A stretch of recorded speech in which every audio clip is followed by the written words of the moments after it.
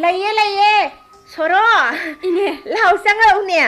Hai phamuse Ine Ngo Anoba pau kari laire Nang mo ngarang satlura bro Chatlure ni Hiang thangdagi yum yorokpadane numitse pumtha hek tare Aikhoi ini do thabak ama chaki haidana yumda leiramdraba Chatluraga bu unadrabadi halaroi haidana ne ini halakpa ngaibadane thengdokhraba Mamlabadudadi ne ini khoidaga amada yoksilaktrabane mi Ado wari du bu nungairakpra haiba ngarang bo ngarang phawbagi dine yamna nungaire ine Tamone taningbana loire ne aidi Soro mama mapadi Leitramane ini Leita sanu kaisu kaide mathanta leiraba sune kanamata leitaba duna tum hena pamjaida aidi ma pamdaga sungsa hek satning dana na ba aidi ne aigi inkhol sidagi konthong phawba hek lanthok handana leihanningi ai maudoi be mayum sida mabungani di lei hai amadi mayum pale amana pakhang oiri nupi macha adudi sahi kuntha manga kuntha tar pusura male mi ine adudi Isa Mohen gi sahi ga yengnarabadi nupi du yam angang oiri ko oiri ini makha haithara one para nangi pau matam marak sidine sab he lepadana phutpha electric mai mutpa dauna aina taning la isiga para tamo khoi ini na ne angang tharaga kahulubadane o ma do lai haiba adei di kaidoraba hairo one mi do angang makti natrabani na ne khara singna uri aikhoi ini ga hana diwari khara sanaraba jatni magi mawongdu da aina khangiba mapung do yamna harauna uye adei di masaksu yamna phajai ini nupi oi bi gari te wate se masada ai inakta phambado as nope he tawradana ne masak udringai sida nungsibana dum loire he aidi mawdo Soro aina mongonda ne lona ayengbadu da ai laibagi maramdo masu khangba jani ai bu mana yamna harau na tawra iponi ai di ko he puraga lakninga bani inegi kutta se haidana pina na ba hai mak laimak natabani na khutsaga se porok theglaga halaklabani hai nangi wasi taraga Soroi bema pukning se irang heklang ido inedi lohongna bagi pochai ka do kai thien ka dana panglai de laininga eda saita ai khoi ini duga magana ne ai bu phana sang thingtor ai thingtorak paduda ai khoi ini na ne ai ga inega amuktang di la aninge hai howi ado kaidongai chatlusige dudiya Hayeng si hekta satlura siro nang sangadro ai dine bema isang da sangise hayeng su hangsi su masem su nakhoi na khara wabi ba tare ko handaki matang se ini ne bema nangi tawbi man se khak kauroi ko Soro ondoi dokpa mokhoi ma pana yumda le heuraga ne aingonda khara komli ba chathokpada ine do office ki suti numi ma yenglaga hekta satlura si ngasi si kari numit no Sagon sen ni Nongmaithem di suti ni dana Nongmaithem numisi da satlura se dudi yengo nga Chaoba maga puraga kari no mayam ama su pusi ai khoi ni kai thien karaga leimina si ko tana dana aduga imo du bu thong halaga ai khoi mayam se sa ka saminaraga halak semi nungaina ko Soro hoi hayu ne Soro nang bo kaino ne ikhum da basi boi bi na hoi ne chaluse ini na harawadu ubadane khumbaga gaje pukaw he kaw thongluraba Nongmaithem do hayenga oiradi phadauba is wa na ngai dawida ko ai Mohen ga sak amuktang di khangdokna ningbagi mawong amakhak nupi macha aduna ai khoi ini da haimani wagi budi a phawba loi nei phawnarabani sak khangdokna thokpa haibagi matang du dani se Soroi bema inegi haksang se humanga na pi kanglaga ne tu se khyao sung la ise kai dawrage ini ai na ne hanjin mai thi ba ikai ban nang liba se supna tagi maw amagi damak tani ko ai gi budi ai oijaro kari su khandre ne sarkar gi thabak mafam ama su nai jaraba isa Mohen lona khanglamgadaba ikai bado khalluraga ine gi thawai se porok chak pani he Soro ine yengo handaki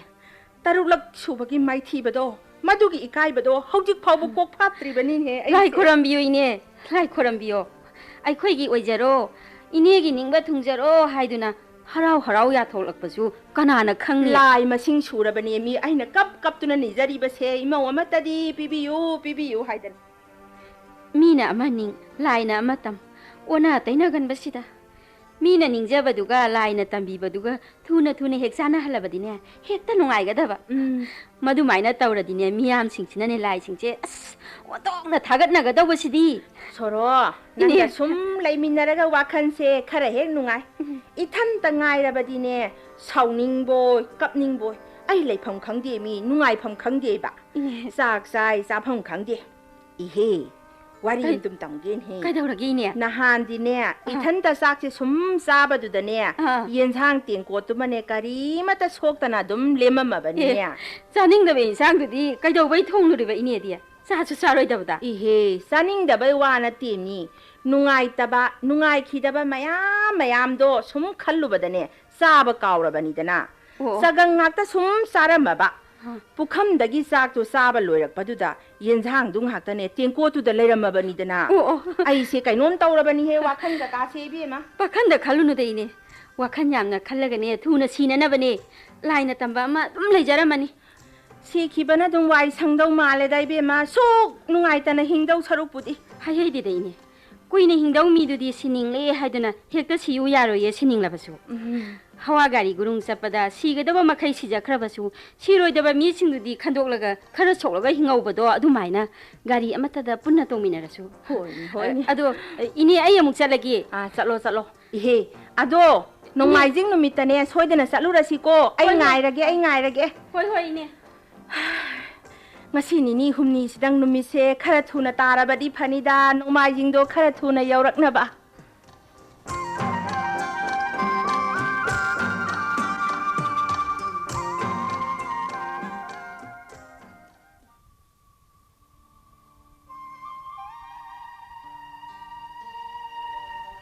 เนี่ยเฮาเนี่ยมีน่ะละเอาให้ระบะนี่นะอะมุงตั้งดีจะละลูบะนะพะรอยตรอฮะพาบะบุดีไผอะดุดะโซโรอะดุดะไคดอระบะมาสิกุมไบมาตังสิยาวรักปะชิดะนี่อิซาบุหันจินอีกายบะนังหันดุนะไอนะเฮกไมทีริบะสิอะดุดิกะไมตอกสิให้บะโนอีนี่น่ะนิงบะจิจูให้บิอยู่ไคดอเกตานะนะบะไอให้พังคังเดรดะโซโรนุปีมาซาโดไอยัมปามีนุงสิอิมาโวยนี่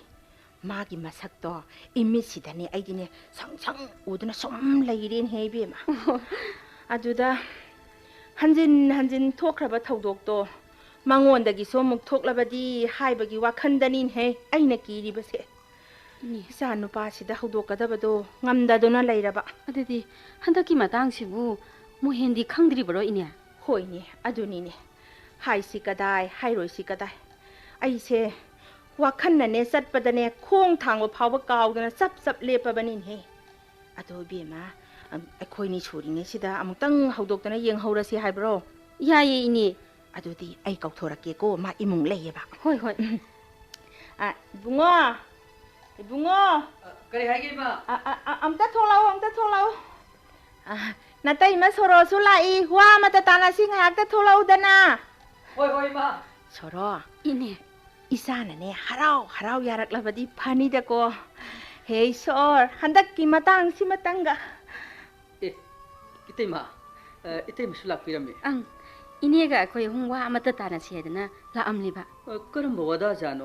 อิเตมากะอิมากันตานาเสียหายสิบ่โซโรนั่งเฮกตะไฮโรอินี่ซาโลละเกโก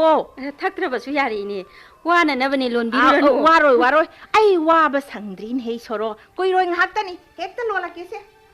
ไอ้คุยมากิเดอันนั้นนะสารกะกันบะสาบกิว่าเฮกยาวบุนี่เตมามาเตียงปังบินะบะมีเลยตะบะสิดาว่าระบสุวานะตอริบะเนอินี่นะตอริบะเซจินดะดีว่าเดให้สินะระกะอะฮัลลอยระกะสะฮียามขลักละกะปังกันซุมกันขลักบะมีบุไลบะยาบรอยิงไว้ไอ้นั่นละอีเสียอินี่ก็ไอ้คุยดีว่ามาขันไอ้นั่งกี่มาอุทิศไปว่าไว้รำดูมาเลยบุไอ้กี่มาลงอยู่อะไรดีมานี่อินี่น่ะเนี่ยยามน่ะปั๊มจะแบบมาเอาไว้จะนี่บ้านุพี่มาเลยเด้คุยมากี่ปังเลยเดลัยบันนี้ด้าอามัดนัดที่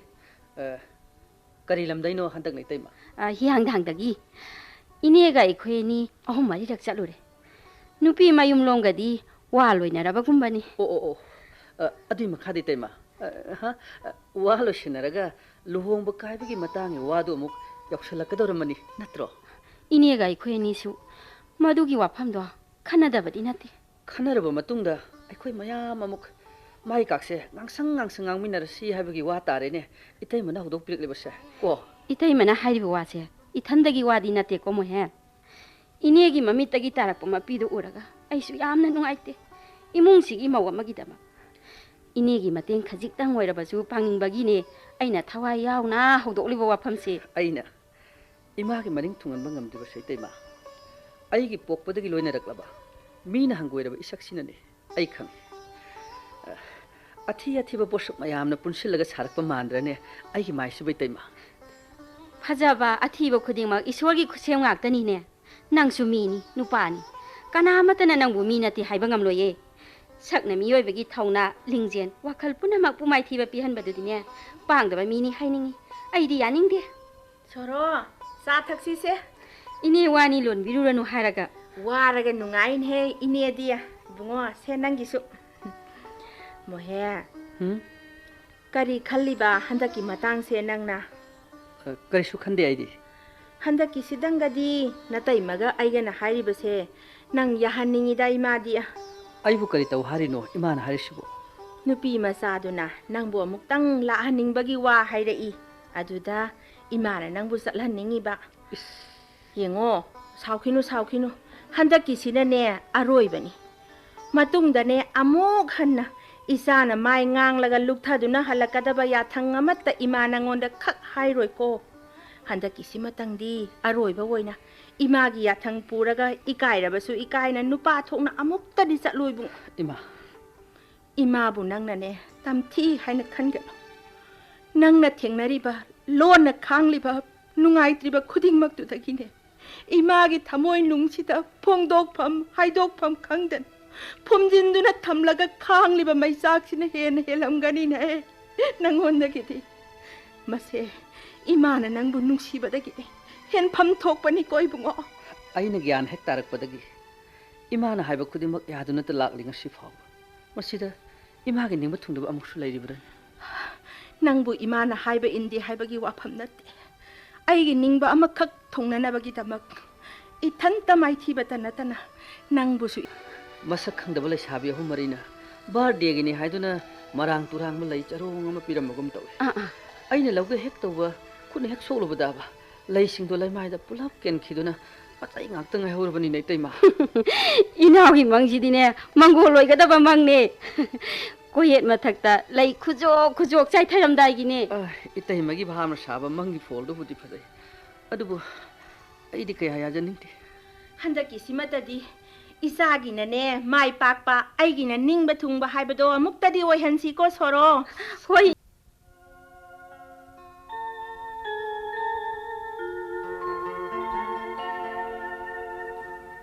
heita semjaba chahakapsi matang harau na thakpiyo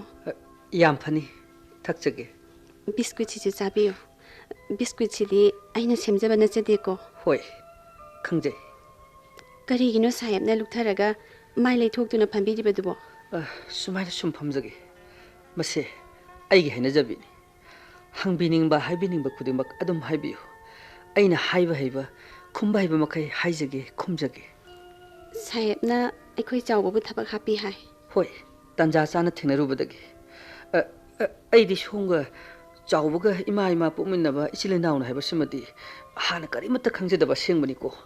lambi da thingnaduna lanai thaba ama khaki gari ngakta thobiyu nekcharakpani usit thawidabi wafumlomdadi khanbiraganu ko khanghaudabagi lankhiba haibadu tare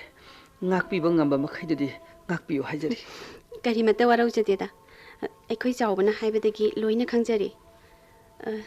chaadu inglani kitadi thakpiyo hawrasu hawdrasu hawramganida hawnaba semibu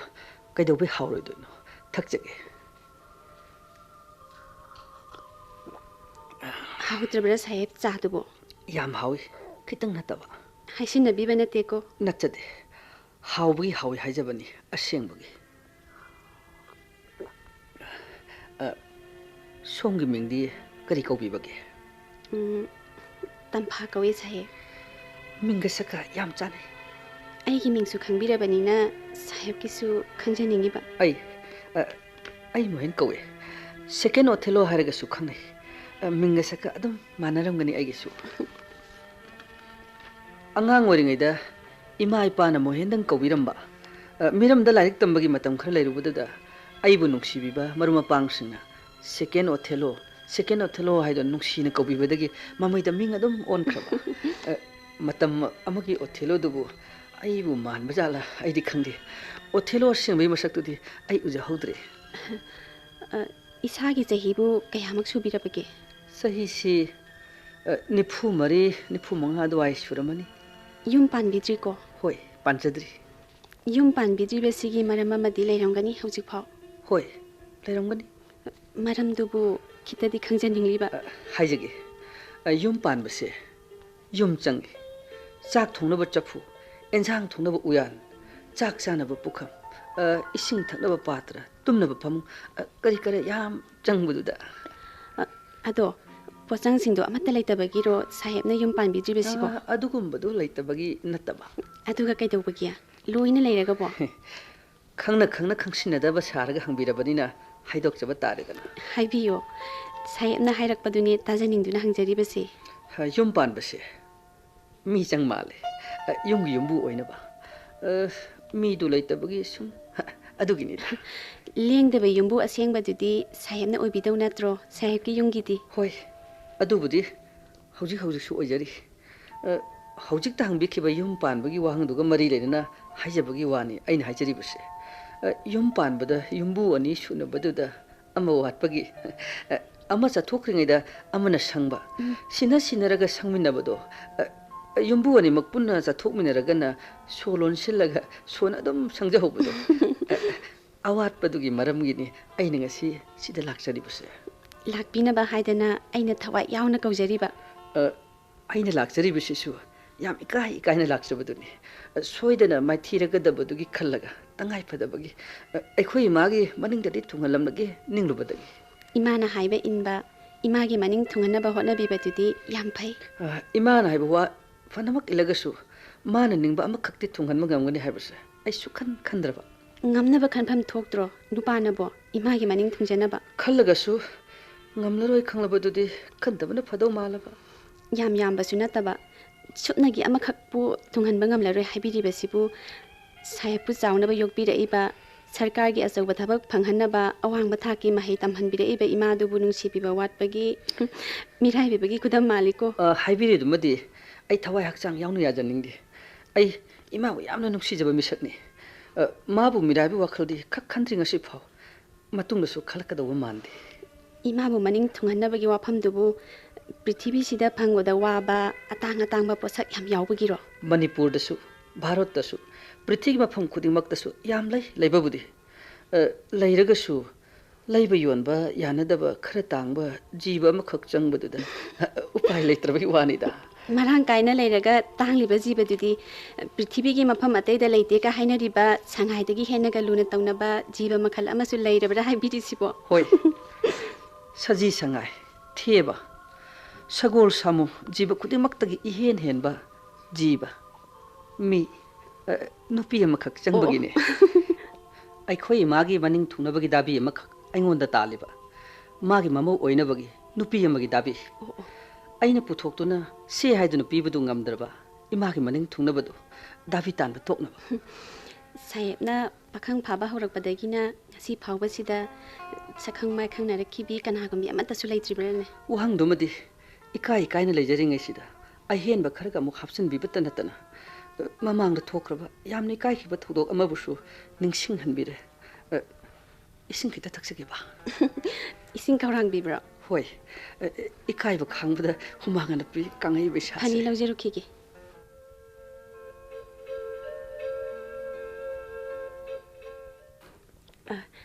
ising haido se amuta lawbiyo yani adum thambiyu nupana bu yam ikai galisibu karigino ikai ba khangnu bagini ikai ba khangdabu se khara tamlamdabu su phadawba matusu tamhaudre lairik tamba hodaringaida aina hangjaba wahang amagi pakhomdudi sumlo sinbireko khumbidana karamba wahangino aina khangba makhaidi karimata locharoida saibna naha oiringaida thengnabi khiba sakhangna khibidugi wado aidi kanamta khangna jarakteda ama khakti aini singlakle khangnaru babudi natte sum laptakna unarubugi watani aina haifetang yenglubaga mana yengthorubaga mapa sanaruba haiduni mahak mamai du luktaki yausang amada thabal chongphamda numittuma mahak thabal chongba yaukhide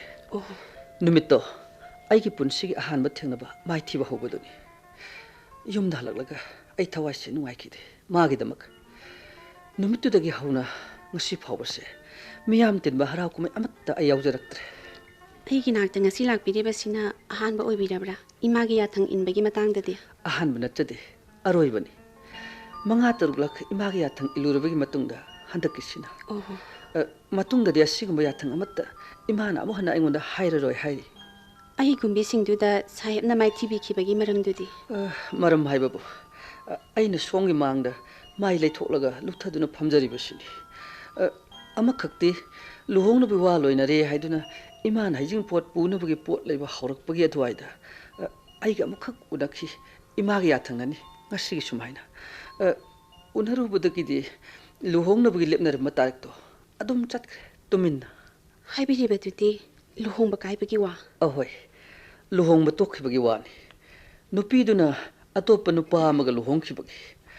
아다이디 에코이 마도 아스 타니 홈롬 ai hondan lona kapagi nai adudi sakti kanana thonglaga sariba imana naringai dudade ai ngonda pale ba khut ani sina adum thongjai mabani mak jak thongba hirambadagi charamakti henjakhite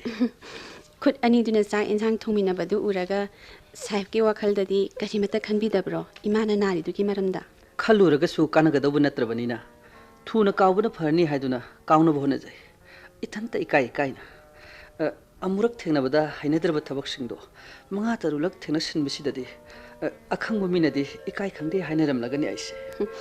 miyoibana maichina basi mi midugi masada karigumba awatpa khra leibagi khudam piba oiramdoba mandrane hoi madu yuwadumadi kajiktasu lalhanjaningdi ai sada hauji su thengnajariba khudamgi wani haibiribedo aingonda miyoibana yengningba sakki awatpa lei pokpadagi loinaraklaba ꯁꯦꯝꯗꯣꯛꯄ ꯌꯥꯔꯔꯣꯏꯗꯕ ꯁꯛꯊꯤꯕ ꯍꯥꯏꯕꯁꯤꯁꯨ ꯁꯣꯏꯅꯥꯔꯕ ꯃꯤꯑꯣꯏꯕ ꯀꯥꯡꯂꯨꯞꯀꯤ ꯃꯅꯨꯡ ꯆꯟꯕꯒꯨꯝꯕꯅꯤ ꯃꯈꯥ ꯍꯥꯏꯕꯤꯗ꯭ꯔꯕꯁꯨ ꯌꯥꯔꯅꯤꯌꯦ ꯈꯪꯖꯔꯅꯤ ꯊꯃꯣꯏ ꯁꯣꯛꯅ ꯍꯥꯏꯕꯤꯔꯤꯕ ꯋꯥꯁꯤꯡꯗꯣ ꯑꯩꯕꯨ ꯀꯨꯏꯅ ꯇꯥꯍꯟꯕꯤꯔꯅꯨ ꯂꯥꯛꯂꯕꯅꯤꯅ ꯆꯠꯂꯝꯗꯥꯏꯁꯤꯗ ꯀꯔꯤꯅꯣ ꯈꯔ ꯁꯨꯝ ꯍꯥꯏꯖꯅꯤꯡꯕꯗꯨꯅꯤ ꯅꯤꯡꯂꯛꯂꯤꯔꯛꯄꯗꯣ ꯁꯔꯀꯥꯔꯒꯤ ꯊꯕꯛ ꯇꯧꯕꯤꯕ꯭ꯔꯥ ꯇꯧꯖꯗꯦ ꯈꯨꯡꯒꯪꯗ ꯂꯩꯕ ꯃꯤꯑꯣꯏ ꯑꯃꯅ ꯁꯨꯅ ꯅꯣꯝꯅꯔꯤꯕ ꯁꯤꯟꯐꯝ ꯈꯔꯗꯨ ꯁꯨꯖꯔꯒ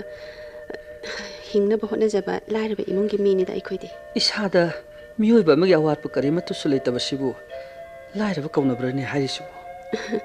yokpi thakpinaba ima ipa lejadabagi ihei isingchu matik chana heijahodabagi lan thumsu marang kaina lejadabadagi sum lairajabanida mimana bangamdadana miyoiba singi ningma thunadabagi maramsidi yamameko sum thijanaruragadi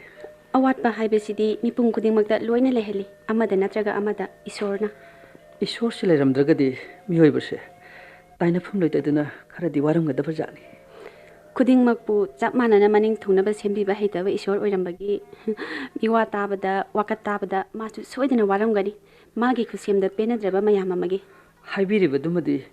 lanbra chumbra khangjade urudrabanina wakatnariba mayamsibu tabiribra tabidaba haibadusu khangdabanina ꯑꯩꯗꯤ ꯉꯁꯤ ꯐꯥꯎꯕꯗ ꯏꯁꯣꯔꯒꯤ ꯃꯐꯝꯗꯁꯨ ꯃꯤꯑꯣꯏꯕꯒꯤ ꯃꯐꯝꯗꯁꯨ ꯀꯔꯤꯒꯨꯝꯕ ꯃꯈꯜꯒꯤ ꯋꯥꯀꯠ ꯑꯃꯠꯇ ꯋꯥꯀꯠꯆꯔꯨꯗ꯭ꯔꯤ ꯏꯊꯟꯇ ꯁꯨꯝ ꯈꯪꯖꯔꯛꯄ ꯈꯛꯇꯅꯤ ꯄꯦꯟꯗꯕ ꯀꯌꯥꯗꯣ ꯑꯩꯕꯨ ꯍꯟꯖꯈꯤꯕ ꯌꯥꯔꯗ꯭ꯔꯥ ꯄꯨꯡ 9 ꯇꯥꯗꯧꯔ ꯃꯥꯜꯂꯦ ꯃꯇꯝ ꯈꯔꯗꯤ ꯃꯥꯡꯃꯤꯟꯅꯔꯦꯗꯣ ꯁꯛ ꯈꯪꯅꯃꯤꯟꯅꯕꯗ ꯃꯥꯡꯖꯁꯅꯨ ꯀꯩꯁꯨ ꯈꯟꯖꯗꯦꯗ ꯊꯃꯣꯏ ꯃꯅꯨꯡꯗ ꯑꯩꯕꯨ ꯂꯣꯟꯅ ꯅꯣꯛꯅꯕꯤꯕꯗꯨꯁꯨ ꯀꯩꯁꯨ ꯈꯟꯗꯕ ꯀꯧꯅꯕ꯭ꯔꯥꯅꯦ ꯃꯤꯅ ꯃꯤꯕꯨ ꯀꯩꯗꯧꯕꯒꯤ ꯅꯣꯛꯅꯗꯣꯏꯅꯣ ꯁꯛ ꯊꯤꯔꯨꯕꯒꯤ ꯑꯩꯗꯤ ꯃꯤꯕꯨ ꯂꯣꯟꯅ ꯅꯣꯛꯅꯕ ꯍꯩꯖꯗꯦ ꯍꯥꯏꯕꯤꯔꯤꯗꯨꯒ ꯄꯨꯛꯅꯤꯡꯗ ꯈꯟꯕꯤꯔꯤꯗꯨꯒ ꯑꯅꯤꯗꯨ ꯃꯥꯟꯅꯕ꯭ꯔꯥ ꯃꯥꯟꯅꯗꯕ꯭ꯔꯥ ꯍꯥꯏꯕꯗꯨꯗꯤ ꯈꯪꯖꯗ꯭ꯔꯦ ꯆꯤꯟꯗ ꯍꯥꯏꯗꯣꯛꯄꯤꯗꯨꯅ ꯑꯩꯒꯤ ꯅꯥꯀꯣꯡꯗ ꯇꯥꯍꯟꯕꯤꯔꯤꯕ ꯋꯥꯍꯩ ꯈꯔꯗꯨꯒꯤꯗꯃꯛꯇꯗꯤ ꯌꯥꯝ ꯊꯥꯒꯠꯆꯔꯤ ꯄꯨꯛꯅꯤꯡ ꯌꯥꯝ ꯄꯥꯝꯕ ꯂꯝꯕꯤꯗꯨꯗ ꯁꯥꯟꯇꯤ ꯑꯣꯏꯅ ꯆꯠꯄꯤꯌꯨ ꯑꯩꯒꯤ ꯃꯔꯝꯒꯤꯗꯃꯛ ꯅꯤꯡꯕ ꯀꯥꯏꯕꯤꯒꯅꯨ ꯑꯩ ꯀꯅꯥꯃꯠꯇꯒꯤ ꯃꯐꯝꯗ 이샤기 레나이 닝부 퉁나부기다막 그리고 막걸리 답이 아무것도 단지러 어디 아예 목 젖더라게 아이 섬리자 우리 사이 파니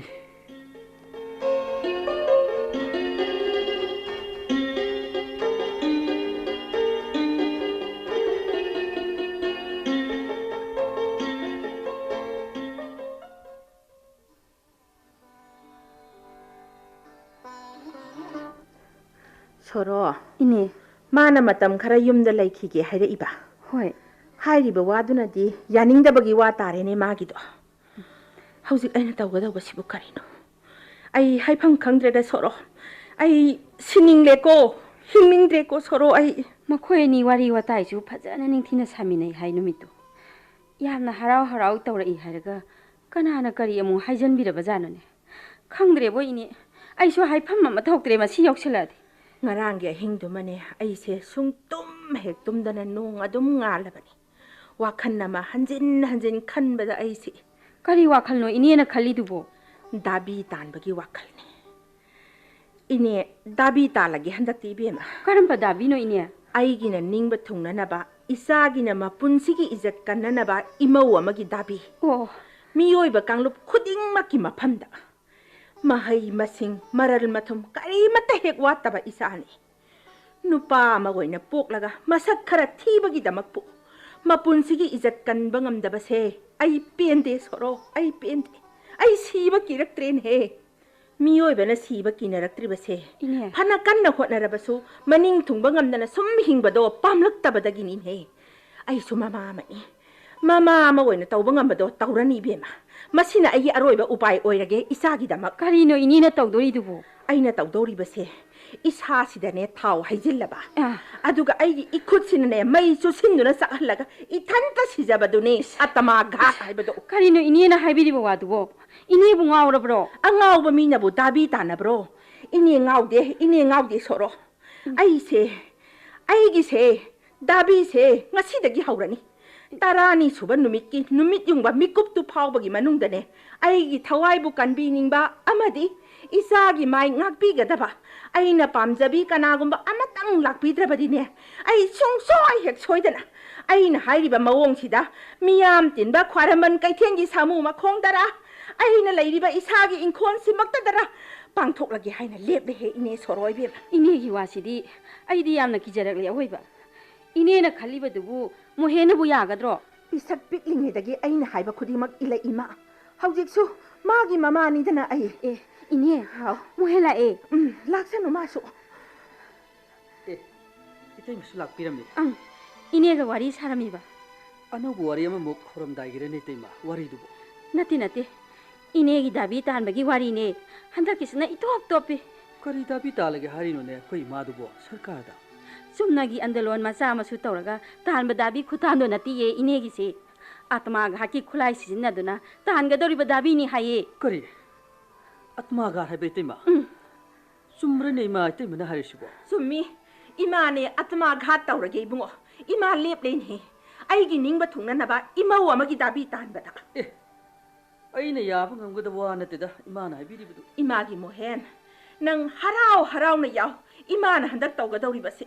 Ishagi lanai ningba thungdaba maram kharagi damak adugumba tahoidraba thabak tawba haunadine ima masana masabu hatoksaba haibase aina yadaba thabak ni ima miyoibana atopa kanamata sina handana masa mathanta siningba numita sijaba yabagi adhikar se siningliba mi dugi makhut leirabani ne masida kanamata na thingba ngamloi ngamdabaduna ne prithvi sida mi kaya masing langamdana pangthokna kribase Masa na pamjaba mawongduda yaningdaba aindo karisu tawba ngamhaudana loda tawkhiba singdo thingba ngamhaudraba sima miya mamangda phona kanamatna dugma thabak tawroyaba yaroyaba tawba kanagumbana lamheduna pangthokna honarabasu tanana thingduna phajinduna thamnaribani ne masak matau phajaba mathauna leirabi sahi nauribi satri singna makhoigi dabi pidrabadi mathan Mia mamang da mai thaduna sijarani haidana marak ta he thok padudi mathwai pamudaduna sijaning ba singduna saida sijarage ka haidana mafam mafaba khanjaraduna miya marakta tabi thokjarak paduda nupi thanao nupa thanao mayam hosilakna tap pharga koithang thangkibado hawdong achawna uchi phabadona mina uhodra baksu inesu waridi tarini da kaithen phambi indon achawbina tambada hanurabi Maranai siza gadawa kuidraba aina mai thaduna ithanta khajitang anna sijagi haibabu mi atopa suna tabana khoina thingliba sibu karigino thana saraga haujiktagi aibu thingano lonnabu oire phongnabu oire handaktine aina ningliba se soidana pangthokningde ningba kaiba hongnaba kairedana ꯑꯩꯒꯤ ꯑꯅꯤꯡꯕꯁꯦ ꯍꯟꯗꯛꯇꯤ ꯊꯨꯡꯍꯜꯂꯣ ꯑꯩ ꯅꯤꯡꯕ ꯊꯨꯡꯅꯤꯡꯂꯕꯅꯦ ꯏꯆꯥꯁꯥ ꯏꯃꯥꯒꯤ ꯈꯣꯡꯖꯪꯗꯣ ꯑꯃꯨꯛ ꯊꯥꯡꯗꯣꯛꯄꯤꯌꯨ ꯑꯩ ꯌꯨꯝ ꯄꯥꯟꯗ꯭ꯔꯕꯁꯨ ꯌꯥꯏꯀꯣ ꯏꯃꯥ ꯑꯩ ꯌꯨꯝ ꯄꯥꯟꯗ꯭ꯔꯕꯁꯨ ꯌꯥꯏ ꯏꯃꯥ ꯀꯥꯏꯅꯕꯗꯤ ꯈꯛ ꯉꯝꯂꯣꯏ ꯍꯥꯏꯔꯤꯕꯁꯤꯅꯤ ꯅꯣꯡꯃꯗꯤ ꯁꯣꯏꯗꯅ ꯀꯥꯏꯅꯔꯒꯗꯕ ꯉꯥꯛꯇꯅꯦ ꯃꯤ ꯈꯨꯗꯤꯡꯃꯛ ꯑꯃꯒ ꯈꯪꯅꯔꯨꯕ ꯎꯅꯔꯨꯕ ꯊꯦꯡꯅꯔꯨꯔꯤꯕ ꯑꯩꯈꯣꯏꯁꯦ ꯀꯥꯏꯅꯗ꯭ꯔꯤꯉꯩꯁꯤꯗꯅꯦ ꯏꯃꯥꯅ ꯈꯟꯕꯤꯔꯤꯕ ꯋꯥꯈꯜꯗꯨꯒꯤ ꯃꯍꯨꯠꯇ ꯕ꯭ꯔꯤꯟꯗꯥꯕꯟ ꯍꯔꯤꯗ꯭ꯋꯥꯔ ꯖꯒꯟꯅꯥꯊ ꯈꯦꯇ꯭ꯔꯅꯆꯤꯡꯕ ꯅꯨꯡꯁꯤꯕ ꯂꯥꯏꯐꯝꯁꯤꯡꯗꯣ ꯏꯃꯥꯅ ꯆꯠꯅꯤꯡꯕꯗꯣ ꯆꯠꯄꯤꯌꯨ ꯑꯁ ꯃꯧ ꯅꯤꯡꯗꯧ ꯁꯔꯨꯛꯄꯨꯗꯤ ꯂꯥꯏ ꯅꯤꯡꯕꯤꯌꯨꯅꯦ ꯏꯃꯥ ꯏꯅꯦ ꯃꯣꯍꯦꯟꯅ ꯍꯥꯏꯔꯤꯕ ꯋꯥꯁꯤꯅ ꯐꯔꯣꯏꯗꯔꯅꯦ ꯐꯩꯌꯦ ꯑꯩꯁꯨ ꯈꯪꯉꯦ ꯃꯗꯨꯗ ꯃꯧꯗꯣ ꯌꯨꯝꯁꯤꯗ ꯑꯃꯇꯪ ꯊꯅꯝꯂꯒ ꯆꯠꯀꯦ ꯈꯜꯂꯝꯕꯅꯦ ꯋꯥꯈꯜ ꯅꯨꯡꯉꯥꯏꯅ ꯊꯥꯏꯅꯕꯨꯗꯤ ꯃꯗꯨ ꯄꯨꯝꯅꯃꯛꯇꯣ ꯀꯥꯏꯕꯗꯒꯤꯅꯦ ꯋꯥꯈꯜꯁꯦ ꯍꯣꯡꯂꯛꯄꯗꯒꯤ ꯄꯥꯡꯊꯣꯛꯅꯤꯡꯂꯛꯂꯤꯕꯅꯦ ꯀꯩꯗꯧꯔꯨꯒꯕꯅꯣ ꯈꯟꯗꯨꯅ ꯏꯊꯟꯇ ꯃꯤ ꯀꯅꯥꯃꯠꯇ ꯆꯦꯟꯅꯍꯟꯗꯅ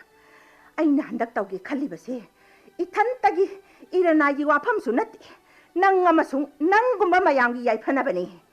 ꯃꯤꯑꯣꯏꯕꯒꯤ ꯊꯃꯣꯏꯅ ꯃꯤꯑꯣꯏꯕꯒꯤ ꯁꯛꯇꯒꯤ ꯍꯦꯟꯅ ꯂꯨꯝꯃꯤ ꯍꯥꯏꯅ ꯈꯟꯕ ꯉꯝꯕꯤ ꯃꯤꯁꯛ ꯑꯃꯈꯛ ꯊꯤꯕꯒꯤ ꯆꯥꯡꯌꯦꯡꯗꯅꯦ ꯃꯁꯤꯅ ꯑꯩꯒꯤ ꯑꯔꯣꯏꯕ 이제 그래도래 ꯑꯩꯈꯣꯏ ꯁꯥꯍꯦꯕꯀꯤ ꯃꯃꯥꯗꯣ ꯊꯥꯎ ꯍꯩꯖꯤꯜꯂꯒ ꯃꯊꯟꯇ ꯃꯩ ꯊꯥꯗꯨꯅ ꯁꯤꯖꯅꯤ ꯍꯥꯏꯗꯨꯅ ꯋꯥ ꯂꯥꯎꯅꯔꯦ ꯏꯆꯦꯗꯤ ꯇꯥꯗ꯭ꯔꯥ ꯑꯩꯗꯤ ꯀꯗꯥꯏꯗꯒꯤ ꯇꯥꯗꯧꯔꯤꯕ ꯑꯗꯨꯗꯤ ꯇꯥꯅꯕ ꯑꯩꯅ ꯍꯥꯏꯔꯤꯁꯤꯗꯤ ꯍꯣꯏ ꯅꯪꯅ ꯍꯥꯏꯔꯕꯅꯤꯅ ꯍꯧꯖꯤꯛꯄꯨꯗꯤ ꯇꯥꯔꯦꯗꯅ ꯑꯗꯣ ꯃꯔꯝꯗꯨꯕꯨ ꯀꯔꯤꯒꯤꯅꯤ ꯍꯥꯏꯒꯦ ꯗꯥꯕꯤ ꯇꯥꯟꯕꯒꯤ ꯀꯔꯤ ꯗꯥꯕꯤꯅꯣ ꯃꯥꯒꯤ ꯃꯃꯧ ꯑꯣꯏꯕꯤꯅꯕ ꯑꯩꯈꯣꯏ ꯁꯥꯍꯦꯕꯀꯤ ꯃꯃꯥꯏ ꯉꯥꯛꯄꯤꯒꯗꯕ ꯂꯩꯁꯥꯕꯤ ꯑꯃ ꯐꯪꯗꯕꯒꯤ ꯗꯥꯕꯤ ꯑꯣꯏꯔ ꯃꯥꯜꯂꯦ ꯍꯟꯗꯛꯀꯤ ꯊꯥꯁꯤꯒꯤ ꯇꯥꯡ 15 ꯐꯥꯎꯒꯤ ꯃꯅꯨꯡꯗ ꯐꯪꯗ꯭ꯔꯒꯗꯤ ꯇꯥꯡ 16ꯀꯤ ꯅꯨꯃꯤꯠ ꯌꯨꯡꯕ ꯐꯥꯎꯒꯤ ꯃꯅꯨꯡꯗ ꯁꯤꯒꯗꯧꯔꯤ ꯃꯥꯜꯂꯦ ꯃꯥꯏꯗꯨꯏꯁꯦ ꯃꯃꯥꯒꯤ ꯗꯥꯕꯤ ꯈꯨꯇꯥꯟꯗꯨꯕꯨ ꯅꯣꯏ ꯁꯥꯍꯦꯕꯇꯨꯅꯕꯨ ꯌꯥꯕ꯭ꯔꯣ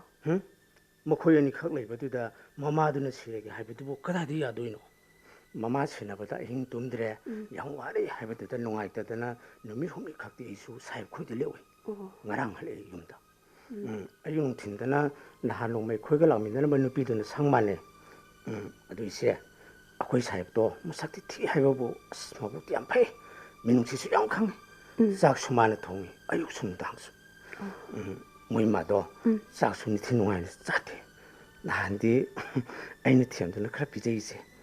ꯆꯥꯛ ꯆꯥꯕꯒꯤ ꯀꯣꯟꯁꯨ ꯁꯥꯍꯦꯕꯅ ꯂꯣꯏꯅ ꯐꯦꯡꯉꯤ ꯑꯩꯈꯣꯏ ꯁꯥꯍꯦꯕꯅ ꯀꯞꯂꯒ ꯃꯃꯥꯗꯣ ꯌꯥꯝ ꯊꯦꯝꯃꯤ ꯃꯃꯥꯗꯨꯅ ꯏꯌꯥ ꯌꯥꯗꯦ ꯑꯁ ꯈꯪꯗꯦ ꯀꯃꯥꯏꯅ ꯇꯧꯗꯣꯏꯅꯣ ꯃꯣꯏꯗꯨꯕꯨ ꯏꯆꯦ ꯀꯃꯥꯏꯅ ꯀꯔꯤ ꯍꯥꯏꯔꯒ ꯊꯦꯝꯃꯤꯅꯣ ꯑꯩ ꯌꯥꯝꯅ ꯏꯀꯥꯏ ꯏꯃꯥꯅ ꯇꯧꯒꯗꯧꯔꯤꯕ ꯊꯕꯛꯇꯣ ꯇꯧꯕꯤꯅꯨ ꯏꯃꯥꯒꯤ ꯈꯣꯡꯖꯪꯗꯣ ꯍꯟꯗꯣꯛꯄꯤꯌꯨ ꯍꯥꯏꯗꯨꯅꯅꯦ ꯃꯃꯥꯒꯤ ꯃꯈꯣꯡ ꯄꯥꯏꯔꯒ ꯑꯗꯨꯗ ꯃꯃꯥꯗꯨꯅ ꯀꯔꯤ ꯍꯥꯏꯔꯤꯕ ꯑꯩ ꯍꯤꯡꯅꯤꯡꯗ꯭ꯔꯦ ꯑꯩꯒꯤ ꯅꯤꯡꯕ ꯊꯨꯡꯍꯜꯂꯨ ꯑꯩꯕꯨ ꯋꯥꯔꯧꯅꯨ ꯍꯥꯏꯔꯤꯕ ꯏꯆꯦ ꯅꯪꯅ ꯑꯩꯈꯣꯏꯗ ꯂꯥꯛꯂꯤꯁꯤꯕꯨ ꯅꯈꯣꯏ ꯁꯥꯍꯦꯕꯇꯤ ꯈꯪꯍꯧꯗ꯭ꯔꯥ ꯈꯪꯂꯝꯃꯣꯏ ꯁꯥꯍꯦꯕꯀ ꯑꯩꯈꯣꯏꯅꯤ ꯏꯆꯦꯒꯤ ꯃꯔꯝꯗ ꯋꯥ ꯑꯝꯇ ꯍꯥꯏꯅꯗꯦ ꯀꯩꯁꯨ ꯈꯜꯂꯨꯅꯨꯗ ꯃꯤꯕꯨ ꯁꯤꯅꯤꯡꯂꯦ ꯍꯥꯏꯗꯅ ꯍꯦꯛꯇ ꯁꯤꯕ ꯌꯥꯕ꯭ꯔꯣ ꯀꯩꯁꯨ ꯁꯤꯔꯣꯏ ꯇꯧꯁꯟꯅꯕ ꯑꯗꯨꯝ ꯑꯣꯏꯔꯤꯅꯤ ꯑꯁ ꯃꯥꯏꯗꯣ ꯇꯧꯁꯤꯟꯅꯕ ꯃꯥꯟꯗꯦ ꯏꯆꯦ ꯁꯛꯐꯝꯗꯣ ꯌꯥꯝ ꯑꯣꯜꯂꯦ ꯍꯟꯗꯛꯇꯤ ꯍꯥꯟꯅꯒ ꯃꯥꯟꯅꯗꯦ ꯃꯊ꯭ꯋꯥꯏꯕꯨꯗꯤ ꯅꯨꯡꯉꯥꯏꯔꯝꯗꯕ ꯌꯥꯏ ꯅꯨꯡꯉꯥꯏꯇꯕꯗꯨꯅꯕꯨ ꯍꯥꯏꯔꯤꯅꯤꯗꯅ ꯁꯤꯅꯤꯡꯉꯦꯒ ꯍꯥꯏꯔꯤꯗꯣ ꯑꯗꯨ ꯑꯣꯏꯔꯁꯨ ꯃꯤꯗꯨꯒꯤ ꯃꯄꯨꯟꯁꯤ ꯂꯣꯏꯔꯗꯨꯅ ꯃꯔꯅꯥꯏ ꯁꯤꯖꯒꯗꯕ ꯅꯨꯃꯤꯠꯇꯣ ꯌꯧꯗ꯭ꯔꯤꯉꯩꯗꯗꯤꯅꯦ ꯐꯅ ꯀꯟꯅ ꯁꯤꯅꯕ ꯍꯣꯠꯅꯔꯕꯁꯨ ꯁꯤꯌꯨ ꯌꯥꯗꯗꯅ ꯉꯁꯤ ꯐꯥꯎꯕ ꯍꯤꯡꯕ ꯃꯤ ꯌꯥꯝ ꯌꯥꯎꯔꯤꯁꯤꯗꯤ ꯗꯥꯕꯤ ꯄꯤꯗ꯭ꯔꯕꯗꯤ ꯆꯔꯥ ꯍꯦꯟꯗꯨꯅ ꯁꯤꯔꯅꯤ ꯍꯥꯏꯗꯅ ꯗꯥꯕꯤ ꯇꯥꯟꯈꯤꯕ ꯗꯥꯕꯤ ꯄꯤꯗ꯭ꯔꯕꯗꯤ ꯃꯁꯥꯗ ꯊꯥꯎ ꯍꯩꯖꯤꯟꯗꯨꯅ ꯃꯩ ꯊꯥꯔꯒ ꯁꯤꯖꯔꯅꯤ ꯍꯥꯏꯗꯅ ꯐꯣꯡꯅ ꯆꯣꯡꯊꯣꯔꯛꯈꯤꯕ ꯀꯅꯥ ꯁꯤꯈꯤꯕ ꯌꯥꯎꯈ꯭ꯔꯕꯒꯦꯅꯦ ꯑꯩꯈꯣꯏ ꯂꯩꯕꯥꯛꯁꯤꯗꯕꯣ ꯆꯥꯛ ꯂꯥꯝꯕꯒꯤ ꯑꯋꯥꯕ ꯈꯥꯡꯕꯗ ꯃꯩꯅ ꯆꯥꯛꯄꯒꯤ ꯃꯩꯁꯥ ꯈꯥꯡꯕꯗ ꯃꯃꯤꯡ ꯑꯃꯠꯇ ꯍꯥꯏꯔꯛꯎꯗꯅ ꯅꯪꯅ ꯈꯪꯕ ꯂꯩꯔꯗꯤ ꯍꯋꯥ ꯊꯧꯕ ꯑꯩꯅꯕꯨ ꯀꯗꯥꯏꯗꯒꯤ ꯈꯪꯗꯣꯏꯅꯣ ꯑꯗꯨꯒꯨꯝꯕꯗꯨꯗꯤ ꯑꯩ ꯆꯠꯂꯒꯦ ꯏꯆꯦ ꯑꯗꯣ ꯑꯩ ꯅꯣꯡꯃꯥꯏꯖꯤꯡ ꯅꯨꯃꯤꯠꯇ ꯂꯥꯛꯀꯦꯅ ꯈꯔ ꯍꯥꯏꯌꯨꯀꯣ ꯏꯟꯗꯣꯝꯆꯥꯗꯣ ꯍꯣꯏ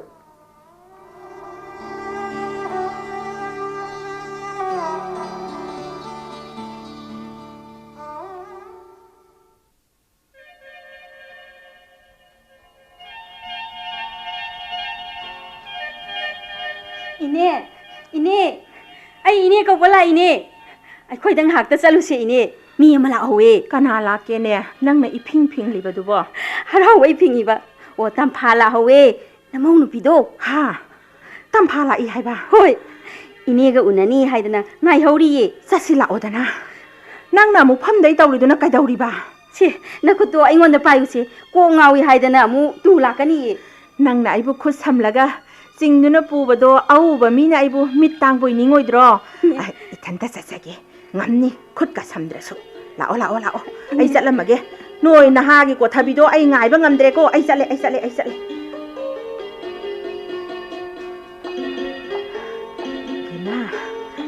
Imagi bema Tampa. Ima. Ima lae. Isa la ami pa. Ang ima. Ay laksarami. Ima ngamdi haiba tabadagi. Imagi yumda changjarakadabado ikaijabadagi. Ai ngamdi haibadi. Kanana haibadagi tari bai sadi a. Aikhoi chaubana haibadagi tajabani ima. Ma la ami aikhoida. Imadi sumnagi haksang ngamdabata naten he. Imagi thawai se. Thadok lagi haibagi wakhan amaga loina natin he. Hai hai dida ima. Aduguma wa haibigano. Imagi wafam khudingmak loina khangjaraga ai lakjaribani. Ngasidagi hauna lemhoriba aigi punsigi saru kharase imagi thawai ga onajarage haidana. Ai thawai kanbigani haiba. Ha, ai imagi damakta lepjarabani. Adudi nang ngasidagi aigi imau imagi ningba thunghanjaningo bagi imagi bema nangna ngasi imada hairiba wahai singsi tabada ima pelen he thamoi se ine karigino kablibadubo ningba thunglagabo kappana tin he harau bagini ne ine mathanta khangaudana tara ibani ne pise khamba yada tuna Soro ne hawalo ꯑꯩꯈꯣꯏꯗ ꯆꯠꯁꯤ ꯅꯈꯣꯏꯗꯅꯦ ꯑꯩ ꯏꯃꯧ ꯊꯝꯅꯤꯡꯗꯦꯅꯦ ꯏꯌꯨꯝꯗ ꯄꯨꯖꯈ꯭ꯔꯒꯦ ꯑꯩꯁꯦ ꯍꯔꯥꯎꯕꯅ ꯀꯩꯅꯣꯝ ꯇꯧꯔꯦꯅꯦ ꯏꯁꯥꯁꯦ ꯍꯣꯏꯅꯦ ꯍꯣꯏꯅꯦ ꯄꯨꯔꯣꯅꯦ ꯑꯗꯣ ꯏꯅꯦꯅ ꯄꯣꯔꯒ ꯄꯨꯕꯤꯒꯦ ꯍꯥꯏꯕ꯭ꯔꯥ ꯃꯊꯟꯇ ꯈꯣꯡꯅ ꯆꯠꯍꯟꯁꯤ ꯍꯥꯏꯕ꯭ꯔꯣ ꯍꯥꯏ ꯄꯣꯕꯗꯤ ꯉꯝꯃꯣꯏꯗ ꯏꯈꯨꯁꯤꯅ ꯀꯣꯜꯂꯒ ꯄꯨꯖꯒꯦ ꯕꯦꯝꯃ ꯏꯃꯥꯒꯤ ꯃꯥꯡ ꯊꯥꯗꯨꯅ ꯆꯠꯂꯔꯣ ꯂꯥꯛꯑꯣ ꯏꯃꯥ ꯇꯝꯐꯥ ꯏꯅꯦ ꯈꯣꯏꯗ ꯆꯠꯂꯁꯤ ꯏꯆꯦ ꯁꯨꯝ ꯈꯜꯂꯨꯔꯒ ꯏꯊꯟꯇ ꯄꯪꯏꯗ ꯏꯀꯥꯏꯖꯔꯛꯏꯗ ꯑꯩꯅ ꯇꯧꯔꯤꯁꯦ ꯃꯤꯒꯤ ꯃꯄꯨꯟꯁꯤ ꯀꯟꯕꯤꯕꯕꯨ ꯀꯔꯤꯒꯤ ꯏꯀꯥꯏꯗꯣꯏꯅꯣ ꯏꯃꯧꯁꯤꯗꯤ ꯍꯦꯔꯥ ꯃꯁꯤꯕꯨ ꯃꯤꯅ ꯇꯧꯅꯗꯕ ꯅꯠꯇꯕꯁꯤꯕꯨ ꯀꯔꯤꯃꯇ ꯏꯀꯥꯏꯐꯝ ꯊꯣꯛꯇꯦꯗ ꯏꯅꯥꯎꯁꯤꯗꯤ ꯏꯅꯥꯎꯕꯨ ꯙꯔꯃ ꯂꯩꯕꯤꯅꯤ ꯃꯤꯅꯨꯡꯁꯤ ꯈꯪꯕꯤꯅꯤ ꯍꯥꯏꯗꯅ ꯃꯤꯌꯥꯝꯅ ꯅꯨꯡꯁꯤꯅ ꯊꯥꯒꯠꯅꯒꯗꯧꯔꯤꯕꯅꯤ ꯍꯟꯗꯛꯀꯤ ꯃꯇꯥꯡꯁꯤꯗꯤ ꯑꯩꯁꯨ ꯌꯥꯎꯗꯣꯔꯤꯅꯤꯅꯦ ꯏꯅꯥꯎꯕꯨ ꯊꯥꯒꯠꯄꯗꯣ ꯂꯥꯎꯅꯦ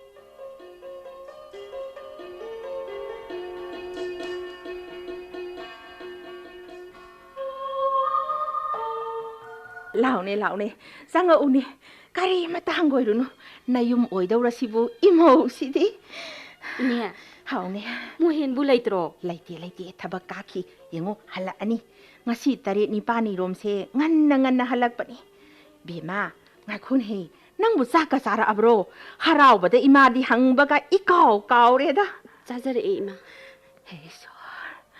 ꯅꯅꯥꯏꯅꯅꯦ ꯁꯣꯔꯣꯟꯗ ꯍꯟꯅ ꯈꯨꯔꯨꯝꯖꯩ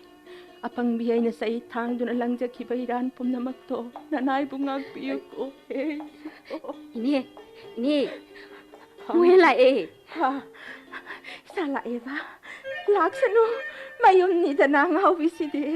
ꯑꯩꯁꯨꯅꯦ ꯍꯔꯥꯎꯕꯣꯏ ꯅꯨꯡꯉꯥꯏꯕꯣꯏ ꯏꯄꯥ ꯍꯦꯛ ꯄꯥꯈꯠꯂꯤ ꯏꯁꯥꯁꯦ ꯉꯁꯤꯗꯤ ꯍꯥꯎ ꯏꯃꯥ ꯂꯩꯅꯦ ꯏꯃꯥ ꯀꯔꯤꯁꯨ ꯇꯧꯗꯦꯗ ꯏꯕꯨꯡꯉꯣ ꯏꯇꯩꯃꯁꯨ ꯂꯩꯕꯤꯔꯝꯃꯤ ꯏꯅꯦ ꯁꯪꯂꯤꯕ ꯑꯩ ꯀꯔꯤꯅꯣ ꯏꯇꯩꯃꯗꯤ ꯌꯥꯝ ꯍꯔꯥꯎꯅ ꯎꯏꯀꯣ ꯉꯁꯤꯗꯤ ꯅꯣꯛꯐꯦꯠ ꯇꯧꯔꯒ ꯑꯩꯉꯣꯟꯗ ꯌꯦꯡꯕꯤꯔꯤꯕꯁꯤꯕꯨ ꯅꯠꯇꯦ ꯀꯩꯗꯧꯔꯒꯦ ꯏꯇꯩꯃ ꯉꯁꯤꯗꯤꯅꯦ ꯏꯇꯩꯃꯅꯦ ꯌꯥꯝꯅ ꯍꯔꯥꯎꯋꯦ ꯈꯤꯇꯒ ꯅꯠꯇꯕ ꯚꯥꯔꯤꯗ ꯌꯦꯡꯉꯣꯏ ꯑꯩꯅ ꯍꯔꯥꯎꯔꯤꯕꯁꯤꯒꯤ ꯃꯔꯝꯅꯦ ꯏꯃꯨꯡꯗ ꯂꯩꯔꯕꯅꯦ ꯏꯅꯦ ꯑꯩ ꯌꯨꯝꯗ ꯉꯥꯏꯍꯥꯛꯇ ꯆꯦꯜꯂꯨꯈꯤꯒꯦ ꯀꯩꯗꯧꯔꯒꯦ ꯃꯈꯣꯏ ꯃꯄꯥ ꯍꯜꯂꯛꯄꯗ ꯑꯩ ꯎꯍꯜꯍꯧꯗ꯭ꯔꯕꯗꯤꯅꯦ ꯅꯨꯃꯤꯠ 8 ꯀꯧꯕ ꯂꯥꯛꯄꯒ ꯑꯃꯠꯇ ꯈꯨꯝꯕꯤꯗꯦ ꯃꯤꯔꯥꯏ ꯍꯥꯏꯗꯨꯅ ꯍꯥꯏ ꯑꯃꯨꯛ ꯊꯨꯅ ꯂꯥꯛꯎꯀꯣ ꯏꯕꯨꯡꯉꯣꯗꯨꯁꯨꯅꯦ ꯋꯥ ꯈꯔ ꯈꯟꯅꯁꯤ ꯍꯥꯏꯌꯨ ꯍꯌꯦꯡꯒꯤꯗꯃꯛ ꯍꯣꯏ ꯏꯅꯦ ꯍꯥꯏꯒꯦ ꯍꯛꯆꯥꯡ ꯈꯔ ꯅꯨꯡꯉꯥꯏꯔꯕ꯭ꯔꯥ ꯏꯃꯥ ꯈꯤꯇꯒ ꯅꯠꯇꯦꯍꯦ ꯌꯥꯝ ꯅꯨꯡꯉꯥꯏꯔꯦ ꯏꯃꯥ ꯍꯛꯆꯥꯡꯁꯨ ꯊꯋꯥꯏꯁꯨ ꯑꯅꯤꯃꯛ ꯍꯩ ꯇꯝꯐꯥꯗꯣ ꯑꯩꯈꯣꯏꯗ ꯂꯥꯛꯑꯦꯅꯦ ꯀꯔꯤ ꯍꯥꯏꯕ ꯏꯃꯥ ꯇꯝꯐꯥ ꯂꯥꯛꯏ ꯍꯥꯏꯕꯅꯤ ꯀꯔꯤ ꯑꯣꯏꯅ ꯇꯥꯔꯒꯦꯅꯦ ꯅꯪꯅ ꯏꯐꯤꯡ ꯐꯤꯡꯉꯤꯗꯨꯕꯣ ꯍꯩ ꯑꯩꯒꯤ ꯇꯨꯝꯐꯝ ꯀꯥꯗ ꯂꯩꯕꯅꯤꯀꯣ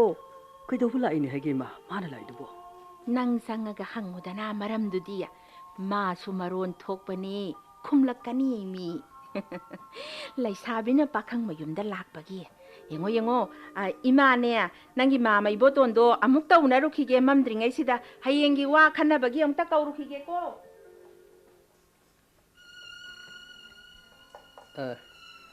ꯂꯥꯛꯄꯤꯔꯝꯃꯤ ꯍꯣꯏ ꯑꯩ ꯂꯥꯛꯆꯔꯝꯃꯤ ꯀꯌꯥꯝ ꯀꯨꯏꯕꯤꯔꯒꯦ ꯂꯥꯛꯄꯤꯕ ꯌꯥꯝ ꯊꯥꯖꯗꯅ ꯉꯥꯏꯍꯥꯛ ꯑꯣꯏꯖꯔꯦ ꯀꯔꯤ ꯊꯕꯛꯀꯤ ꯑꯣꯏꯔꯕꯅꯣ ꯂꯥꯛꯄꯤꯔꯤꯁꯤꯒꯤ ꯃꯔꯝꯗꯨꯕꯨ ꯏꯄꯨꯟꯁꯤ ꯆꯨꯞꯄꯒꯤ ꯑꯣꯏꯅ ꯌꯨꯝ ꯍꯣꯡꯖꯔꯛꯅꯕ ꯃꯔꯝꯗꯨꯒꯤ ꯇꯝꯐꯥ ꯃꯤꯡ ꯍꯦꯛꯇ ꯀꯧꯖꯔꯦꯀꯣ ꯀꯧꯕꯤꯌꯨ ꯁꯥꯍꯦꯕ ꯃꯤꯡꯁꯦ ꯃꯤꯅ ꯀꯧꯕꯤꯅꯕꯒꯤꯅꯤ ꯅꯠꯇꯦ ꯍꯥꯏꯕꯤꯔꯤꯕ ꯋꯥꯐꯝꯗꯨꯕꯨ ꯁꯣꯏꯗꯅ ꯉꯝꯕꯤꯔꯅꯤꯀꯣ ꯉꯝꯖꯔꯅꯤ ꯈꯜꯂꯒ ꯂꯥꯛꯆꯔꯕꯅꯤ ꯏꯃꯥꯒꯤ ꯊꯋꯥꯏ ꯀꯟꯖꯅꯕ ꯃꯃꯥ ꯑꯃꯅ ꯃꯆꯥ ꯑꯃꯒꯤꯗꯃꯛ ꯑꯁꯤꯕꯕꯨ ꯇꯦꯝꯁꯤꯡꯅꯕꯗꯣ ꯇꯥꯖꯕꯗꯒꯤ ꯑꯩꯈꯣꯏ ꯏꯃꯥꯕꯨ ꯅꯨꯡꯁꯤꯕꯤꯕꯒꯤ ꯋꯥ ꯑꯍꯣꯏ ꯃꯃꯥ ꯑꯃꯅ ꯃꯆꯥꯕꯨ ꯅꯨꯡꯁꯤꯕꯒꯤ ꯃꯤꯠꯌꯦꯡ ꯃꯆꯥꯗꯨꯅꯁꯨ ꯃꯃꯥꯒꯤ ꯃꯐꯝꯗ ꯉꯝꯖꯕ ꯁꯦꯕꯥ ngasi phawbagi aigi punchi sidadi amuktasu thengnajarakkhidri pumnamakto sahebu pokpiriba imhagi maphamdagi tamjaningduna loinana sahebki mai ngakchanaba yam ikai ikaina laksariba mi kana amatana ngayakta phaw harau harau yeningdaba saktiba amagi manakta leiduna punsi lenbi gedoribadubu hainabiragadrani hainaramdrabasu hainanaba tamjarani athibabu harau harau yengbibasu अथीबसु फजबसु चप मानना उजनबा महाभारत की वारीदा यावबा पोकपदगी ममित तांगलकलाबा निंगथौदुगी महारानी दुना ममित फीना पुनसिनबदो अदुमाइना आइसु इमित सिदा फीना पुनसिलगा यानबा अदुम होनजनी मित उना मित तांगसिन बिगे दौरिबा मित खितंग तांगजरबसु पुक्सेल चावबा मिनुंगसि खंगबा थमोइदुबुदी याम मयेक सेंगना उजनीदा अखोई मागी थवाई कनबिबगा लोइनना अथीब मिगी मसक येंबा हाइबिनिंग लइबदुगी मरमदुदी याम थागतचैको हंजिन हंजिन माइ थीरबा मीबु माइ पाहंजनिंगबगी माइ पाकलबा मीदुना हरावबदो पेना येंजनिंगलुबगी मरमगिनी आइगी वखलगी थासिरमदाय अतियासिदा थागी थांगक थोलेको नंग ngasiसे नुमदांग वरमसिदा था येंबा हाइनबिरक्तबरा थाइनदगी हाइनजन हाइनरोय हाइबि वाना चते येंनिंग ना येंबा फंगजरखितबदो sum ningsing jaraiba hojikta as ai singasi wakal se nan ma ke mane banade kari wakal khanbiribeno khangdida kari haidoino haipam amata khangdi walo sinbireko lot panachadi haidok bai tabai ai lakserambagi saudi saubideko madu wafum dumadi yam onareda aini khalisigadi aibu ikai khangdabini tahungam bini haidana puknungda khanbiraga nokna biram gadabadugui khaluraga yam ikai jarakle hojikta wakhal thelubagi nakal amakaktangi wakhal khallaga nakal amagina karimta khantha hudabagi ningam laktaba amaga loinaraga mai thireba mibu kariguma makhal amattagi mamal laudana nuksibiduna mai pakhan biriba minungsi khangba migi mafamduda noknabagi wakhal ikaiba pibagi wakhal amatta khanjade madugi mahutta aigi thawaida kisu hena nungsina khanjai haibase khangna thajabidaba ngambiragadi khangjadreko haisinaba waga haisinaba nattabaga wa ani do manade haibadudi tareba midunadi irailana dum khanglamgani ima lamale ayambo natai ma soro du ba hauji phawba laktri bro laktri ima ima ne siraroi bungo ngasidagi dine ima sining laktren he ima gi dabi tanbadudi madu su toklani sira si sang haidana thawai bu pamudana tanjaba dabi duna isa bu su nungsi biduna makhong na thongna aigi inakta lakpiraba si phawba dabi duna sum laikhigadrane ai bo chai su pairaga karamba dabi amuk tan kho hairi banone ai bo ima ai karimata haidi ko ima ai karimata haidi iman haiba kudumak injani nacha saktiba aine iman haiba kudumak injage ko iman haiba kudumak injage imagi mohen